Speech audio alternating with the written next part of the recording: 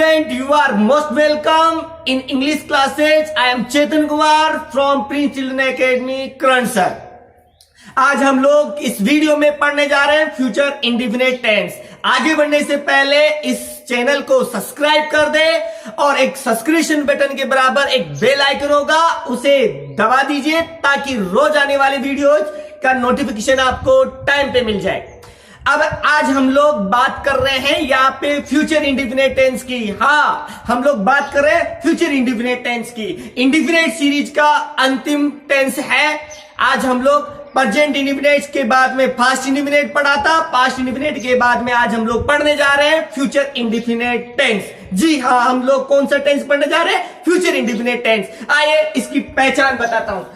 देखिए, हिंदी वाक्यों के अंत में इसकी पहचान क्या होती है? हिंदी वाक्यों के अंत में गा है, गी है, गे है इत्यादि शब्द आता है। कौन से शब्द आते हैं? हिंदी वाक्यों के अंत में गा है, गी है, गे है इत्यादि शब्द आता है। इसके अलावा अगर मैं बात करता हूं पहचानने की, तो इसमें वो सेंटेंस होंगे जो फ्यूचर की हमारे को बोध करवाते हैं, फ्यूचर का बोध करवाते हैं। जैसे फॉर एग्जाम्पल आपको बताता हूं, मैं पढ़ाऊंगा, मैं देखूंगा, मैं नहाऊंगा, मैं खाऊंगा, मैं धोऊंगा, मैं जाऊंगा, मैं आऊंगा, है ना। ये सब सेंटेंस किस में आएंगे? फ्यूचर में। मतलब ऐसे सेंटेंस जो भविष्य के बारे में बताते हैं। और देखा जाए तो इसी टेंस के नाम में ही इसकी डेफिनेशन छिपी हुई है। जैसे फ्यूचर, क्या? फ्यूचर, हाँ बिल्कुल आप लोग सही समझ रहे हैं। फ्यूचर का मतलब होता है भविष्य। क्या?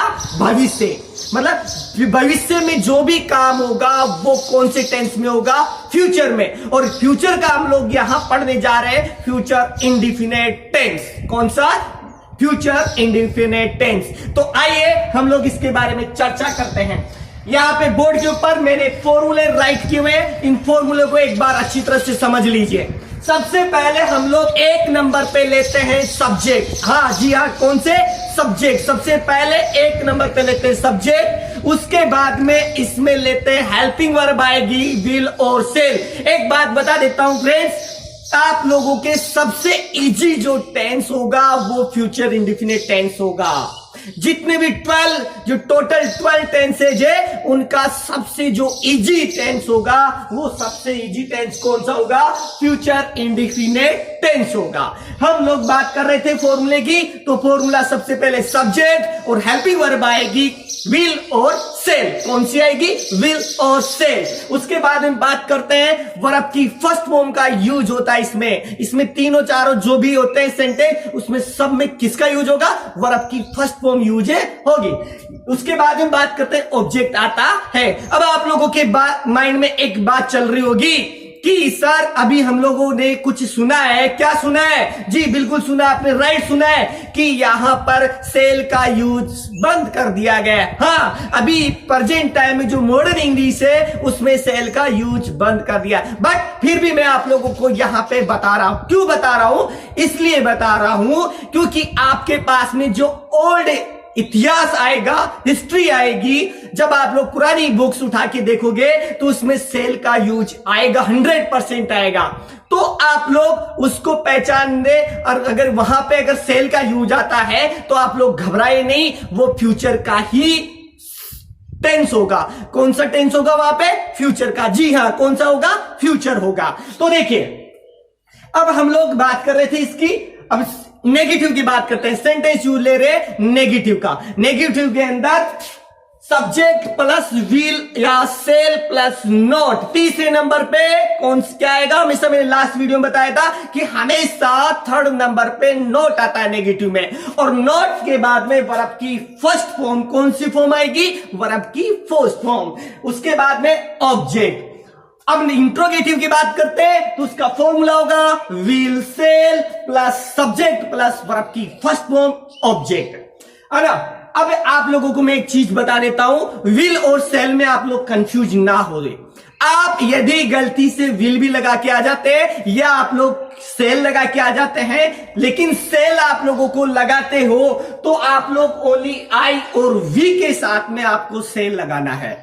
अगर आप लोग नहीं भी लगाते हो इनके साथ में और आई और वी के साथ में, अगर सबके साथ में आप लोग अगर विल लगा देते हो तो भी आपका राइट है, बिकॉज क्योंकि आप लोगों के मॉडर्न इंग्लिश में सेल का यूज बंद हो गया है।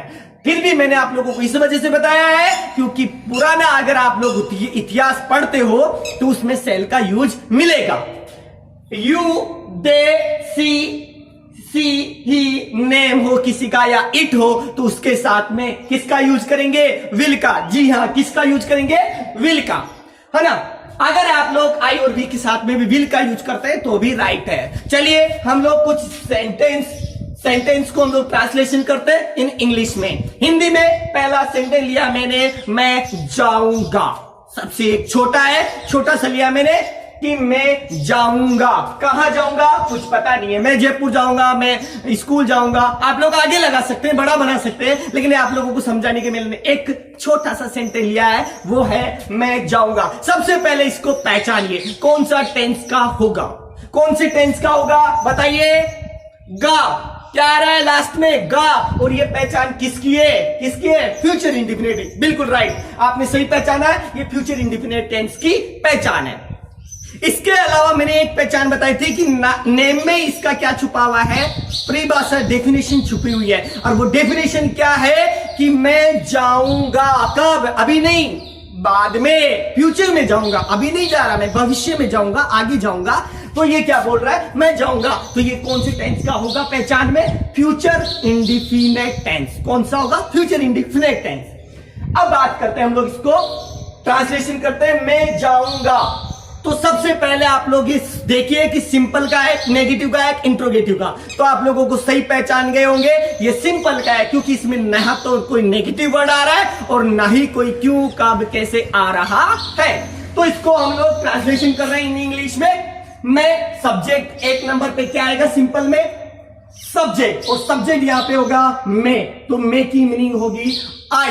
उसके बाद में विल और सेल। आप लोग विल भी लगाते हैं तो भी राइट है, बट मैं पुराने इतिहास के अकॉर्डिंग आप लोगों को राइट कर रहा हूं। सेल, आई के साथ में सेल, आई सेल। उसके बाद में जाऊंगा। क्या? जाऊंगा तो क्या बन जाएगा? आई सेल गो। जाने की मीनिंग गो। गो आया क्योंकि यहां पे वर्ब की फर्स्ट फॉर्म का यूज होगा और वर्ब की फर्स्ट फॉर्म क्या आएगी? गो। और क्या बन गया? I cell go, I cell गो। अब नेगेटिव में बनाते हैं इसको, ट्रांसलेशन करते हैं इन नेगेटिव। नेगेटिव में बात करते हैं, मैं नहीं जाऊंगा। हिंदी का सेंटेंस होगा मैं नहीं जाऊंगा, और मैं नहीं जाऊंगा तो ये नेगेटिव का सेंटेंस होगा। और नेगेटिव में ट्रांसलेशन करते हैं तो नेगेटिव का फॉर्मूला यूज करें यहाँ पे, सब्जेक्ट प्लस विल या shall plus not plus verb की फर्स्ट फॉर्म प्लस ऑब्जेक्ट। तो देखिए सब्जेक्ट आई हो गया, उसके बाद में विल सेल लगा दिया, नेक्स्ट नॉट ऐड कर दिए, उसके बाद में गो क्या बन गया? I shall not go, I shall not go. Interrogative की बात करते हैं तो एक नंबर पे सेल आ गया, सेल आई गो क्या बन गया? सेल आई गो। क्या बन गया? सेल आई गो। अब इसके अलावा मैंने एक बड़ा सेंटेंस लिया है, जो आप लोग कभी सोच रहे होंगे सर छोटे छोटे सेंटेंस सोल्व करवाते हैं, कभी बड़े की तो प्रैक्टिस ही नहीं करवाई। तो आइए आज हम लोग बड़ा सेंटेंस ले रहे हैं। मैंने बड़ा सेंटेंस लिया है हिंदी का, हम छत पर स्कूल के सामने पतंग उड़ाएंगे। कब उड़ाएंगे? अभी नहीं, बाद में उड़ाएंगे। तो क्या हम छत पर स्कूल के सामने पतंग उड़ाएंगे। तो आइए इस बड़े सेंटेंस को सोल्व करते हैं। सबसे पहले सब्जेक्ट क्या लेंगे? सब्जेक्ट। और सब्जेक्ट यहां पर क्या है? सिंपल का है सेंटेंस, तो सिंपल का सेंटेंस को सिंपल का फॉर्मूला लगाते हैं, सब्जेक्ट आएगा विल, वी क्या आएगा? वी क्या आएगा? वी। और वी के बाद में विल और सेल में सेट करना है। वी के साथ में हम लोग उसमें स्ट्रक्चर में देखते हैं सेल आएगा। क्या आ गया? Shall, we shall. उसके बाद में आप लोगों की एक चीज आ रही होगी माइंड में कि सर यहां पे पहले पतंग आएगा, सामने आएगा कि स्कूल आएगा, इसमें हम लोग कहां से ऐड करें? तो आप लोगों को एक चीज बता देता हूं। सबसे पहले आप लोगों ने सेल लगा दिया, अब उल्टे से स्टार्ट हो जाइए। जितना बड़ा सेंटेंस हो उसको आप लोग उल्टे से स्टार्ट कर दीजिए। ठीक है, एक बेसिक नॉलेज के लिए आप लोगों को बता रहा हूं। उल्टे से स्टार्ट कर दीजिए। तो अंतिम में उल्टे से आते हैं, तो अंतिम में क्या है, उड़ाएंगे। और उड़ाएंगे वैसे देखे तो आपकी वर्ब है। यहां पे काम क्या कर रहा है वो, उड़ाने का। क्या काम कर रहा है, उड़ाने का। तो उड़ा रहा है तो उड़ाने की क्या होगी, फ्लाई, FLY। और वैसे उल्टे से देखें तो उड़ाने की मीनिंग क्या होगी, फ्लाई। तो क्या बन गया, वी सेल फ्लाई, वर्ब की फर्स्ट फॉर्म फ्लाई। उसके बाद में उल्टे से चलते हैं तो क्या उड़ा रहा है, पतंग। तो पतंग की मीनिंग क्या होगी, KITE। तो क्या बन गया, मेन सेंटेंस आपका ट्रांसलेशन हो गया, we shall fly kite, we shall fly kite. बात करते हैं नेक्स्ट, किसके सामने, के सामने, के सामने। और के सामने की मीनिंग होगी in front, in front, FRONT, in front, के सामने। We shall fly kite in front, किसके, स्कूल के, SCSOO, स्कूल। क्या बन गया, we shall fly kite in front school, school के सामने। हमारा मेन तो यहां तक था कि वी सेल फ्लाई काइट, हम पतंग उड़ाएंगे, किसके सामने, स्कूल के सामने। ठीक है, कहां पर, छत पर। तो ऑन द रूफ, ROOF। ये आपका सेंटेंस हो गया, ये आपका ट्रांसलेशन इन इंग्लिश हो चुका। कैसे हुआ, we shall fly kite in front school on the roof, on the roof. इस तरह से आप लोग बड़े बड़े हिंदी के सेंटेंस को आप लोग इंग्लिश ट्रांसलेशन कर सकते हैं। छोटे, फिर बाद में बड़े, फिर उससे बड़े, ऐसे सेंटेंस ट्रांसलेशन करने की कोशिश करें। आप लोगों को मैंने यहाँ पे कुछ होमवर्क के तौर पे दिया है कि घर पे बैठे बैठे बनाए। जैसे मम्मी खाना पकाएगी, फ्यूचर में, सभी किसमें, फ्यूचर में। तुम अंग्रेजी बोलोगे, मैं स्कूल जाऊंगा, मुझसे शादी करोगे, मैं खाना खाऊंगा। ये टोटल एग्जांपल्स आपको फ्यूचर में है। आप लोगों को 3 बनाने हैं। क्या क्या करने, 3। नेगेटिव का बनाना, सिंपल का बनाना है, नेगेटिव बनाना है, इंट्रोगेटिव बनाना है। Okay, thank you so much. इसका स्क्रीनशॉट ले लीजिए और लेने के बाद में आप लोग इसको प्रैक्टिस करिए।